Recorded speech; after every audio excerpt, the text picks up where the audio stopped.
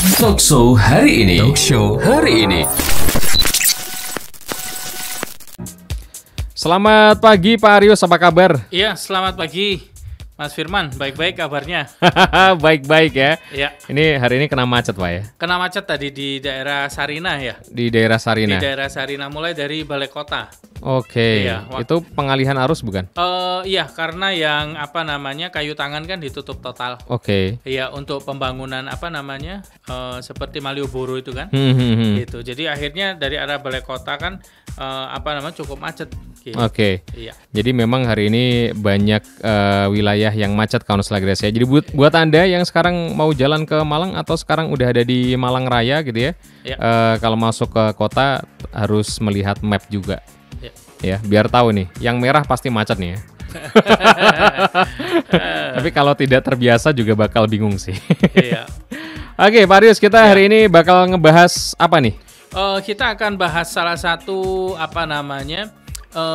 cabang dari ESP ya, English for Special Purposes, dan kita punya salah satu ahlinya yaitu Bapak Johansyah dari Surabaya, yang mana beliau akan menjelaskan apa sih fungsi daripada bisnis English gitu ya. Jadi bisnis English itu adalah satu cabang dari pembelajaran bahasa Inggris yang difokuskan pada bidang bisnis gitu ya. Dan Pak Johan ini kenapa saya undang, karena Pak Johan ini sudah berkecimpung cukup lama di bidang English for Special Purposes, khususnya memang beliau ahli di bidang academic English seperti IELTS gitu ya, dan juga telah melayani banyak sekali perusahaan-perusahaan besar yang ada di Surabaya dan Bali. Oke. Gitu. Jadi Surabaya dan Bali. Iya, Surabaya dan Bali karena dulu stasiunnya di perusahaan yang lama di Denpasar. Gitu. Oke. Langsung aja kita sapa. Halo, selamat pagi Pak Johan. Halo, selamat pagi Mas. Selamat pagi Pak Johan. Dengan saya Firman ini Pak dari Radio Selagrasia Pak. Ya. Nggih. Oke. Selamat pagi Mas Firman. Ya, selamat alhamdulillah pagi, baik. Pak Arius. Apa kabar? Iya. Selamat pagi. Pak Johan sehat-sehat ya Pak Johan ya. Alhamdulillah ya, sehat selalu. Alhamdulillah. Ini suaranya kayaknya habis ngopi ya Pak ya. Mungkin agak jauh karena saya pakai ini ya, pakai earphone ya. Enggak Pak, enggak. Bercanda Pak. Saya bercandanya kadang agak serius juga sih. Ini ada kopi di depan saya sih. Oh gitu, bener ya teman. Oke Pak Johan, di sini sudah ada Pak Arius dan saya. Kita tadi sudah sedikit singgung ya, kita bakal ngomongin tentang bisnis atau bisnis English business kayak gitu ya. Oke, yang dimaksud dengan bisnis English itu apa kira-kira Pak Johan? Mungkin bisa disinggung. Oke, jadi ini lebih ke definisi ya. Iya. Bisnis English. Jadi ya selama ini yang masyarakat tahu kan kita ada kursus bahasa Inggris yang untuk umum yang lebih biasa itu ya. Jadi bisnis English ini seperti yang Pak Arius bilang dari tadi itu, jadi lebih spesifik. Jadi di mana siswa yang mempelajari bisnis English itu mereka punya tujuan yang khusus ya. Jadi lebih ke para pekerja, staf dari suatu perusahaan, dan tujuan utama untuk mereka belajar bahasa Inggris itu ada hubungannya dengan pekerjaan mereka. Oke. Gitu, ya. Dan bisnis itu sendiri kan secara umum artinya aktivitas menjual dan membeli ya, jual beli ya, sebenarnya. Dalam artian umum ya, baik itu jual beli dalam barang atau jasa seperti itu. Nah, untuk melakukan jual beli ini jelas harus ada komunikasi antara kedua belah pihak. Iya. Dan di komunikasi itu sendiri kan butuh bahasa. Nah, selama ini para pelaku bisnis pada umumnya kita kalau pasar lokal itu cukup dengan bahasa Indonesia, betul kan? Iya benar. Tapi kalau kita ingin mengembangkan sampai ke luar negeri, apalagi saat ini kan internet connection itu sudah bukan hal yang baru lagi, ya. Dan networking itu sudah kemana-mana. Jadi kita komunikasi tidak terbatas ruang dan waktu lagi. Benar. Jadi di sini pentingnya bahasa Inggris ya sebagai bahasa internasional.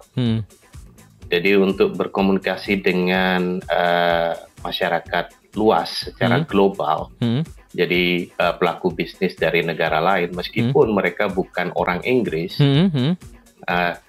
bahasa Inggris tetap menjadi pilihan utama. Jadi language of business. Oke, language of business. Orang-orang dari jadi orang-orang dari negara lain yang meskipun mereka bahasa utamanya ya mother tongue-nya itu bukan bahasa Inggris, tapi mereka akan tetap menggunakan bahasa Inggris sebagai bahasa komunikasi. Oke. Gitu. Jadi garis besarnya seperti itu ya.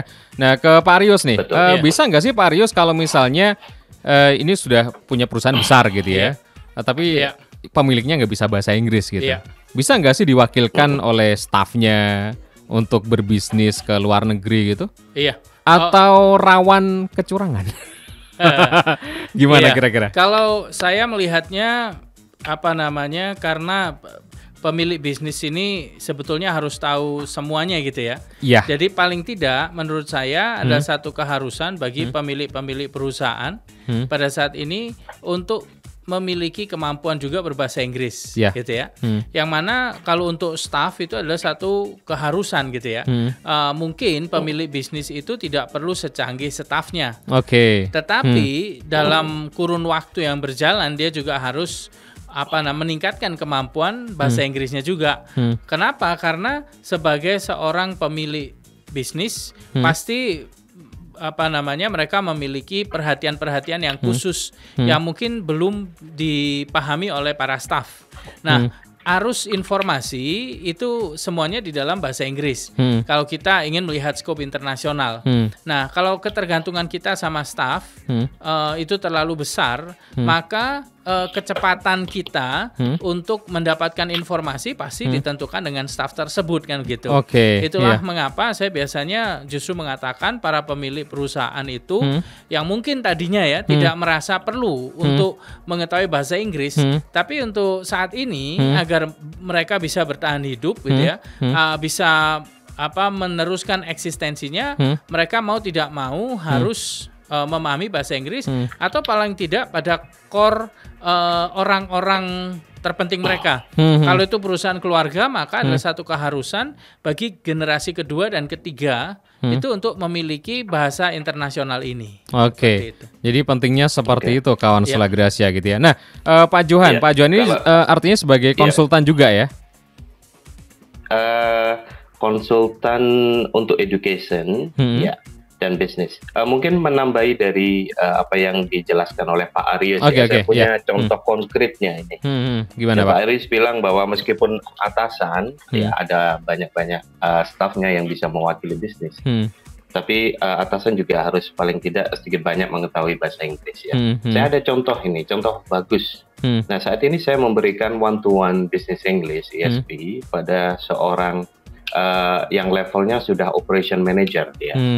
Seorang manajer dan beliau bekerja pada perusahaan minyak besar di Sorong, Papua, gitu. Nah, saat ini beliau belajar bisnis English dengan saya one to one karena beliau merasa perlu untuk belajar itu. Padahal beliau sendiri sudah punya sekretaris, punya staf yang untuk urusan administrasi mereka sudah mengatasi itu semua. Tapi beliau merasa bahasa Inggris ini penting, gitu. Jadi untuk level manager beliau masih merasakan itu. Dan beliau belajar general business English, belajar business presentation, belajar sekarang report writing dengan saya. Itu sudah berjalan 30 jam. Lumayan. Nah, ini contoh konkret ya, contoh bagus dari seorang manajer yang memiliki niat dan kemauan besar untuk tetap belajar bahasa Inggris. Bisa nggak Pak Arius ketika si pemilik atau bosnya ini gitu ya, dia tuh enggan tadi masih punya pemikiran bahwa males lah gitu ya, udah jalan juga nih perusahaan gitu kan. Bisa nggak nanti justru malah stafnya yang bisa bahasa Inggris ini punya jaringan lebih luas daripada ownernya gitu, dan dia bisa keluar dari situ dan mendirikan perusahaan yang lebih besar gitu. Ya memang disalib. Iya, itu adalah salah satu fenomena global gitu ya. Yang dulu mungkin pada tahun 2000 ke bawah atau batasnya dulu 2010 saya lihat ya. 2010 itu arus informasi dan pasar global yang mulai terasa di Asia Tenggara. Itu beberapa perusahaan sudah mulai sadar gitu ya bahwa tanpa bahasa Inggris mereka tidak bisa mengembangkan sayapnya. Oke. Nah, ketika hal itu terjadi maka responnya banyak gitu ya, bermacam-macam. Ada manajer yang masih merasa bahasa Inggris tidak penting gitu ya. Ada juga manajer yang mulai merasa dan kemudian mereka mulai bertindak gitu ya. Tapi yang paling kasihan adalah pemilik bisnis yang mereka tidak merasa penting itu. Sehingga pada 2010 2010 ke atas mereka baru merasakan dampaknya ketika orang-orang kunci mereka itu kemudian disabotase oleh namanya headhunter gitu ya. Headhunter ini adalah para pelaku agensi yang melihat keterampilan dari masing-masing manajer. Sehingga ketika ada investor asing, maka mereka akan menghubungi manajer-manajer di semua perusahaan yang pastinya mereka akan melihat manajer yang memiliki kemampuan manajerial dan juga bahasa Inggrisnya yang paling oke.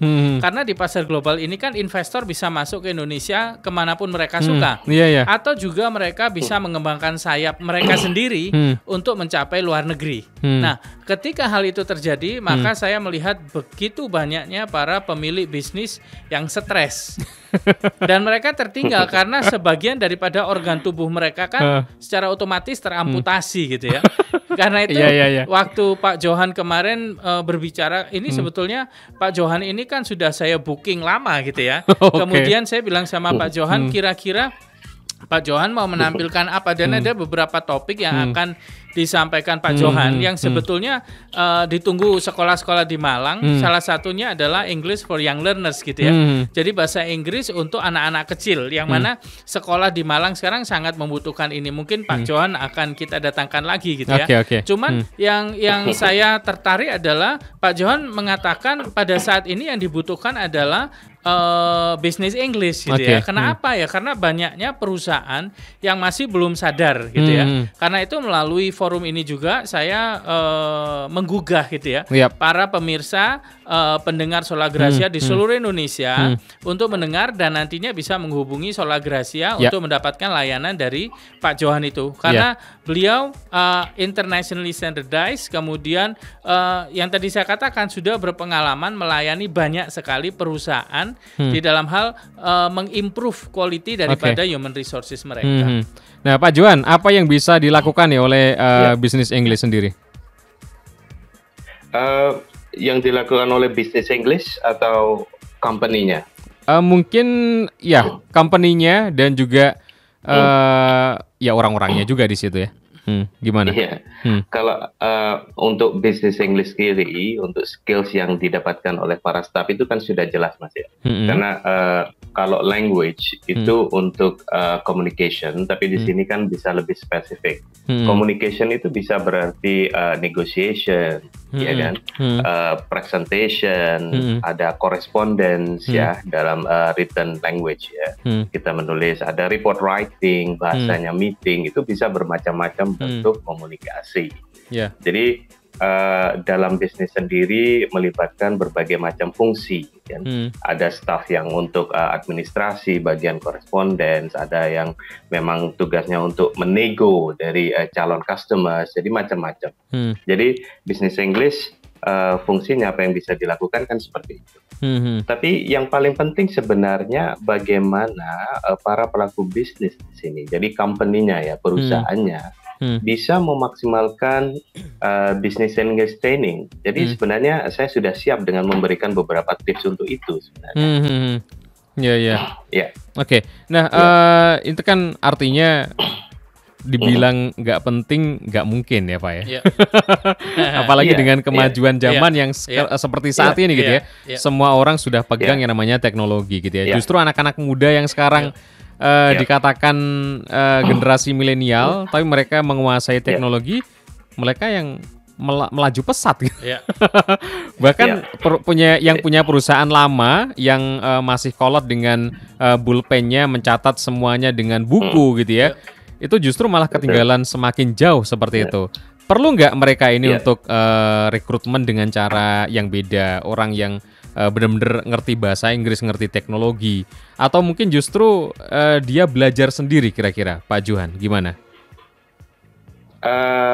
Ya, caranya ada dari rekrutmen mereka, jadi bisa memilih beberapa orang ya calon staff mereka yang sudah istilahnya sudah gape bahasa Inggris ya, sudah skills-nya udah bagus. Yang seperti Pak Aris jelaskan di sebelumnya tadi, jadi banyak headhunters yang memburu ini staff-staff yang sudah bagus bahasa Inggrisnya kan. Oke, iya. Nah, diambil dari itu bisa aja terjadi. Dan cara lainnya ya memang company ini harus memberikan training yang bagus untuk staff yang sudah mereka miliki sebenarnya. Nah, ada 3 hal yang perlu diperhatikan pada saat training itu sendiri untuk memaksimalkan training bisnis ini. Jadi 3 cara dahsyatnya itu yang di judul dari bener banget wawancara kita ya, perkataan kita hari ini ya. Jadi bagaimana bisnis English ini bisa membantu pelaku bisnis?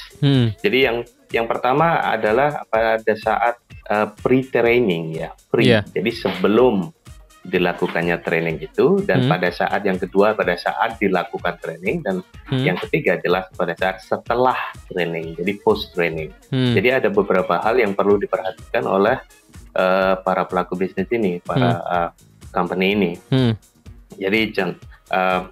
Jadi contohnya pada saat pre-business training, business English training, sebelumnya itu harus dilakukan needs analysis namanya. Ini yang pertama. Jadi ya? Needs analysis, iya yang pertama sebelum dilakukan training.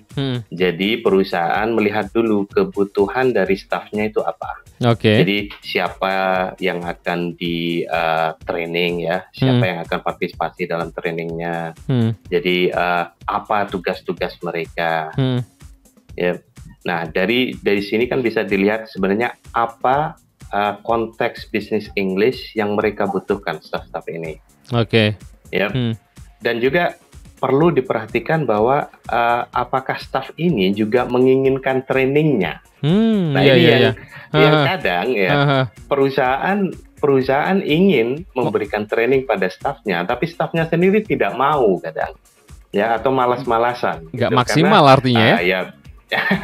Ya, jadi faktornya memang ada beberapa sih yang seperti itu. Ya mungkin sudah capek kerja, terus ada ide mereka akan ditrainingkan lagi itu. Aduh, ini tambahan jam kerja ini berarti kan seperti itu. Ada hal-hal yang seperti itu terjadi.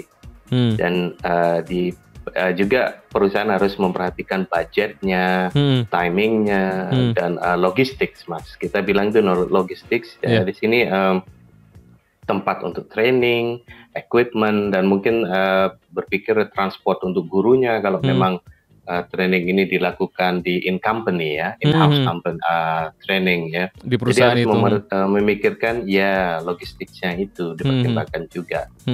Dan itu masih pada tahap perencanaan. Iya. Dan juga dibutuhkan lagi ada pedagogic needs. Jadi yang dibutuhkan dalam pembelajaran itu apa? Dan ini sangat erat hubungannya dengan needs analisis yang dilakukan pada staffnya itu. Jadi pada kebutuhan pembelajaran itu silabus komponennya apa, jadi penilaiannya nanti seperti apa, apakah akan ada tes atau cukup evaluasi tentang proses belajarnya siswa kan gitu. Jadi pada intinya pada saat perencanaan yang dilihat adalah bagaimana situasi staf yang sekarang. Kemampuan bahasa Inggrisnya, kemampuan bisnisnya, dan apa yang ingin dicapai pada saat setelah training. Jadi situasi sekarang dan situasi setelah training. Nah, itu kan training gap namanya. Nah, training gap ini yang akan dicoba untuk dipenuhi gapnya itu ya oleh training ini. Begitu. Itu pada saat perencanaan. Mungkin Pak Arius ada tambahan lagi ya? Iya, silakan Pak Arius. Iya, kalau menurut saya tadi informasinya sudah sangat lengkap sekali gitu ya. Dan mungkin itu adalah suatu hal yang harus dilihat oleh perusahaan agar investasi yang dikeluarkan itu tidak sia-sia gitu ya. Iya. Jadi di sini perlu diketahui karena bisnis English itu berbentuk bergolong ISP, jadi dia sangat spesial sekali. Jadi kita harus sangat customize di dalam menyusunnya. Karena itu perusahaan-perusahaan yang mungkin sedang mendengarkan di sini jangan pernah mengambil bisnis English yang dia sudah berbentuk makanan siap saji gitu ya. Karena bahayanya adalah need analysisnya tidak ada dan kita harus menyesuaikan dengan kebutuhan juga dari perusahaan gitu ya. ya. Nah itu karena itu mengapa pagi ini sangat penting kita datangkan Pak Johan agar mereka sadar bahwa keefektifan dari sebuah training itu sangat ditentukan dengan need analysis yang tadi dikatakan adalah pre-training gitu ya. Itu adalah salah satu dari 3 powerful secret gitu ya yang memang diinformasikan oleh Pak Johan ini. Nah, Pak Johan sendiri artinya kalau masuk ke perusahaan tersebut harus riset dulu ya, tahu dulu kebutuhan perusahaan ini apa kayak gitu. Jadi tidak hanya langsung menawarkan sebuah paket gitu ya. Enggak ya, enggak gitu ya. Betul. Khususnya kalau perusahaan besar mereka kan ada human resource department ya, di situ ada manajernya, ada mungkin kalau lebih spesifik lagi di bawah human resource manager itu ada training manager. Jadi sudah ada sebenarnya kalau perusahaan besar, kita bicara perusahaan besar ya, sebenarnya sudah ada departemen khusus yang membawahi urusan human resource. Jadi mereka sebenarnya sudah tahu paling tidak ya, sudah tahu kebutuhan dari staffnya. Gitu. Dan ini ada hubungannya dengan kalau bisnis itu ada istilah return of investment kan Mas, ROI. Jadi return of investment. Jadi pelaku bisnis mengeluarkan uang, mereka berharap bahwa uang ini menjadi investment yang berarti gitu. Jadi ada benefitnya dari sana. Jadi mereka pasti mengeluarkan uang, tidak mau uang ini sia-sia kan seperti itu. Harus ada feedbacknya gitu ya untuk perusahaan. Iya, jadi needs analysis pada saat perencanaan sebelum training itu sangat vital. Sangat vital kawan Solagracia. Jadi buat Anda yang punya perusahaan saat ini kawan Solagracia yang menginginkan ini, Anda bisa langsung hubungi Radio Solagracia gitu ya. Langsung aja lewat WhatsApp-nya Solagracia juga bisa. Nanti akan kita hubungan ke Pak Johan dan juga Cendekia Binangsara. Ada beberapa hal yang di situ ternyata ini bisa mendorong terciptanya bisnis global. Nah ini salah satunya adalah cita-cita go internasional bagi sebuah perusahaan gitu ya. Jadi di dalam dunia perdagangan kawan Solagracia, go internasional ini adalah cita-cita bagi setiap perusahaan. Dengan go internasional maka produk-produk mereka ini bisa dikenal di seluruh negara dan secara otomatis konsumen mereka ini menjadi lebih besar dengan profit yang lebih tinggi tentunya. Karena biasanya disesuaikan dengan nilai mata uang yang ada di negara tersebut gitu ya. Alangkah istimewanya Anda punya perusahaan di Indonesia ada, di Cina ada, di Hong Kong ada gitu ya, di Amerika ada gitu kan. Jadi Anda jadi globalis. Istilah baru itu ya, globalis ya. Globalis. Jadi globalis ya. Tapi kadang orang-orang ini bisa mengendalikan negara juga, Pak. Kelihatannya iya. Oh gitu lah ya.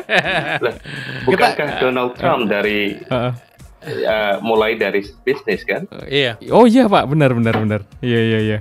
Ini bisnisnya juga di mana-mana juga kayaknya. Karena itu saya selalu bilang ya. Gimana Pak? Paling enak itu jadi anak sosial gitu ya. Oh gitu. Bukan jadi anak eksakta gitu ya. Kalau dulu waktu sekolah kan kerennya anak IPA gitu ya. Iya benar. Saya bilang yang menguasai terakhir itu anak sosial gitu. Oke. Yang tapi dapat kerjaan dulu anak bahasa. Mark Zuckerberg ini anak sosial juga ya? Kurang tahu kalau itu saya. Kalau Pak Aries gimana? Anak sosial apa anak eksakta? Saya anak eksakta, Pak. Oh, anak eksakta ya? Tapi berpikir secara anak sosial.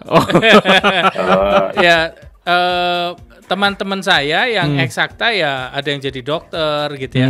Ada yang jadi soal expert di dalam bidang kimia. Tapi 99% mereka takut melangkah. Jadi mereka adalah orang-orang yang dikendalikan oleh orang-orang IPS gitu, anak sosial, mereka sukanya di laboratorium, duduknya tenang, diancam sedikit takut gitu kan. Nah, jadi anak-anak eksakta itu enak sekali kita pekerjakan, kita ancam pasti ketakutan dia. Karena mereka tidak berani berbicara, mereka hanya pandai di bidangnya gitu ya. Mereka dipuji senang sudah gitu. Tapi anak IPS dia berani mengambil resiko. Itu. Oke, kembali lagi ke English nih, bisnis English. Business English. Nah, ini banyak lulusan IPA yang sudah matikan radionya ini. Oke, Pak Johan, mengapa harus bisnis English nih? Kenapa ini dikatakan perlu nih, Pak Johan?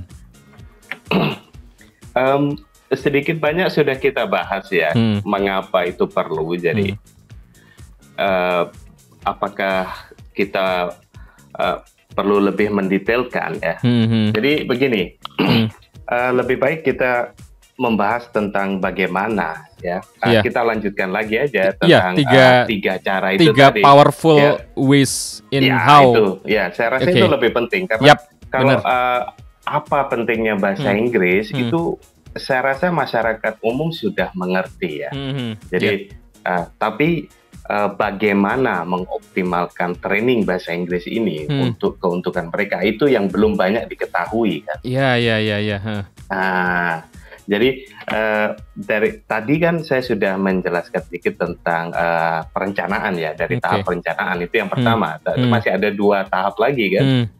Nah, kita belum bahas itu. Bagaimana kita bahas itu? Oke, siap Pak. Iya, silakan. Yang kedua apa nih? Jadi lebih baik itu ya. Nah, yang kedua ini pada saat training. Jadi whilst trainingnya ini tahap yang kedua. Jadi pada saat melakukan training ada 2 hal yang sangat diperlukan. Jadi dari sisi partisipan dan dari sisi manajemen dari perusahaan itu sendiri. Jadi komitmen mereka pada training ini. Contoh pada partisipan ya, pada sisi partisipan komitmen. Jadi kadang partisipan pada saat training mereka merasa capek atau sering tidak masuk dengan alasan A, B, C, D dan macam-macam lah ya. Dan bisa jadi memang komitmen manajemen sendiri yang kurang. Jadi contohnya seperti ini, manajemen sudah berkeputusan untuk memberikan training pada stafnya dan pada saat training itu dilakukan, katakanlah pada hari tertentu dan jam tertentu, itu manajemen memberikan katakanlah tugas kerja pada peserta staf pada saat hari dan jam yang sama dengan training. Otomatis kan staf tidak bisa mengikuti trainingnya itu. Jadi komitmen dari manajemen itu sangat juga diperlukan. Seperti itu. Ya. Juga dalam bentuk dari komitmen manajemen ini ada monitoring ya, sejauh mana keaktifan dari peserta dalam training ya. Juga memastikan bahwa logistik yang tadi saya bilang ya, jadi ruangannya, peralatannya dan waktunya itu berjalan dengan lancar. Biasanya ada satu staf yang ditugaskan untuk mengurusi training ini supaya benar-benar pelaksanaannya bisa smooth ya. Jadi untuk kontak personnya ada kontak person. Jadi antara penyedia layanan bahasa Inggrisnya, penyedia trainingnya dengan perusahaannya itu ada kontak person dari masing-masing pihak. Nah, kebetulan saya seringkali training koordinator kan. Pada saat saya bekerja pada language institution yang terdahulu. Jadi saya kontak person dari sekolah saya dan saya bicara dengan kontak person dari perusahaannya gitu, tentang trainingnya ini. Dan yang ketiga, tahap yang ketiga adalah post training. Jadi setelah training apa yang harus dilakukan? Dan ini sebenarnya yang menjadi banyak kendala, iya kan? Jadi setelah training gimana ini? Ngapain? Mau diapakan ini bahasa Inggrisnya? Iya, ngapain ini? Gitu. Iya kan? Nah, idealnya staff yang sudah di training, sudah punya skills bahasa Inggris ya, itu kan harus terus menggunakan skillsnya ini karena bahasa itu skills dan harus digunakan. Kalau tidak ya akan lupa nanti, Hmm. ya kan? Iya benar. Mas Firman sendiri ya mungkin di Ya. SMA-nya dulu pernah belajar bahasa apa? Bahasa Arab, bahasa Jerman, mungkin Saya bahasa Prancis, Jawa, Pak. Nulis selain Jawa. bahasa Inggris. Nah, sekarang pun bahasa Jawa ya. Boleh, enggak apa-apa. Bahasa Jawa kuno ya. Iya, nulis Jawa sekarang sudah nggak tahu sama sekali, Pak, saya, Pak. Karena nggak digunakan. Itu dia. Kuncinya Itu kan di contohnya, sana. Pak, ya? Bahasa itu Iya. alat sebenarnya. Iya. Ya. Jadi bahasa itu alat. Oke. Ya. Jadi harus digunakan. Kalau tidak digunakan pasti lupa. Nah, di sini setelah training apa yang bisa dilakukan oleh perusahaan itu? Ya. Jadi ini tantangannya sebenarnya. Oke. Jadi di tempat kerja itu perusahaan harus tetap memberikan menyediakan language environment sebenarnya untuk partisipan ini, untuk staff ini. Bisa jadi bisa berbentuk katakanlah ya, kalau tugasnya untuk administrasi, coba kasih tugas memberikan surat-surat dalam bahasa Inggris. Jadi tetap itu dipakai. Oke. Ya. Iya. Ya, kalau perlu ada namanya English Speaking Day. Oh iya, benar. Hari Rebo kayak ya. Iya. Jadi semua staff harus ngomong bahasa Inggris tetap ya. Iya, benar. Ya. Jadi dipaksa itu. Dan itu harus dari atasan, dari atasan. Iya. Karena kalau tidak dari atasan, stafnya ya malas-malasan pakai. Tapi kalau atasan yang bilang hari Rebo bahasa Inggris, semuanya tunduk karena takut. Oke. Kayak gitu. Seperti Pak Arius bilang ya, kalau ditakut-takut sedikit ya sudah takut. Berharap punya anak buah IPA semua, Pak ya. Ya. Jadi ya itu tadi ya. Setelah training itu tetap harus dipakai. Oke. Dan pihak penyedia training ya itu juga bisa memberikan support. Dalam artian kalau setelah training itu tidak langsung berhenti begitu saja, tapi pihak perusahaan dan penyedia training bisa masih terus bekerja sama.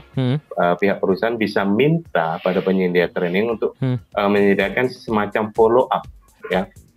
Bukan dalam bentuk kelas, jadi lebih ke kalau ada mau konsultasi yang bahasa Inggris ya, untuk surat menyurat umpamanya itu bisa seperti itu, atau katakanlah stafnya ingin English gathering, ya nyantai gitu di satu taman kita ngomong-ngomong bahasa Inggris, tapi paling tidak harus ada narasumber kan, harus ada monitoring, harus ada guru bahasa Inggris.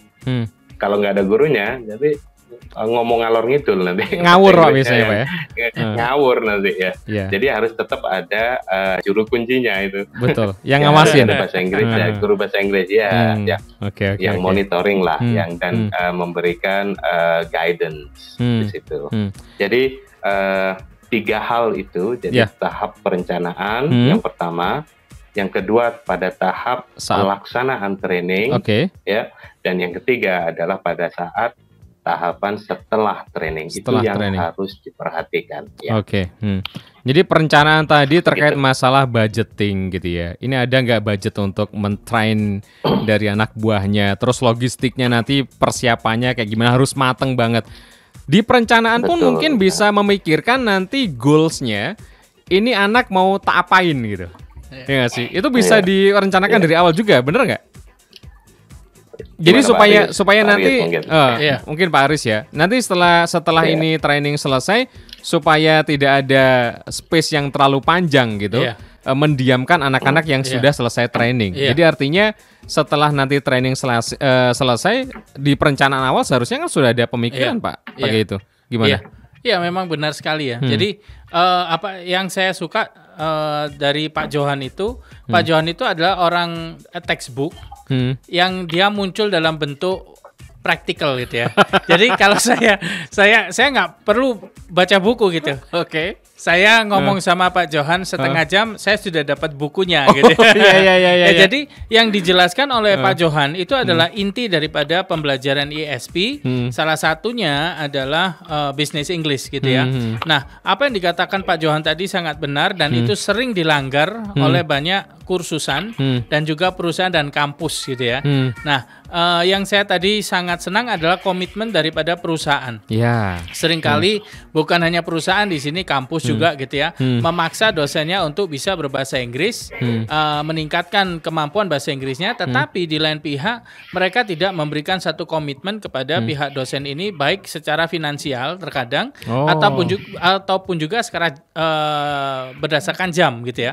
Yang tadi jam kuliah akhirnya trainingnya juga di jam-jam kuliah kan juga cukup sulit, atau di perusahaan pada saat mereka jam kerja, apalagi jika perusahaannya berbentuk shift gitu ya. Ada shift pagi, shift siang, shift malam kan begitu. Nah, secara teori itu memang kita harus mengadakan yang kita sebut sebagai adalah need analysis atau pre-training, kemudian trainingnya itu sendiri, dan juga adalah post-training. Nah, bentuk prakteknya seperti apa yang tadi dikatakan oleh Pak Johan. Yang pertama, kita menawarkan jasa bisnis English ini yang diikuti dengan wawancara atau interview antara pihak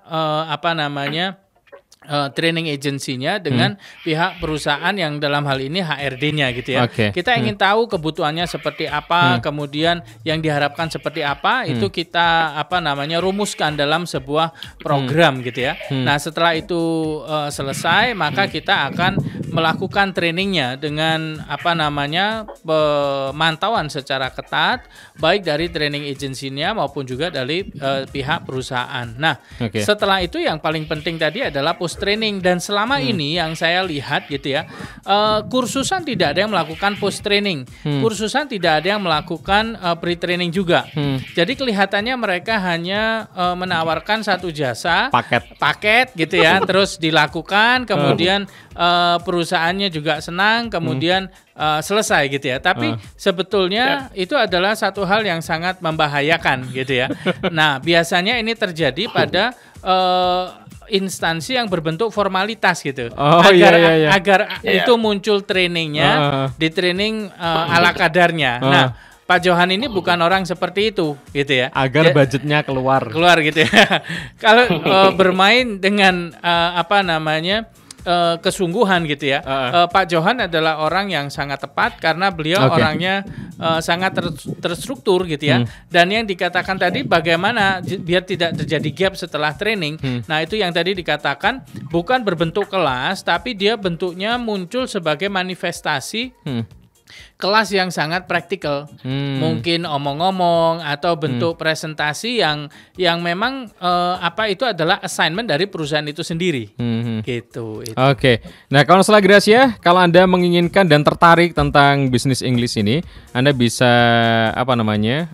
tahu secara terperinci nanti. Anda bisa langsung aja hubungi nomor WhatsApp-nya Sola Gracia di 0813 35 35 7667 ya. Dan ini waktunya sudah habis Pak Johan, jadi kita akan sambung ke sesuatu yang awe some lagi nanti berikutnya gitu ya.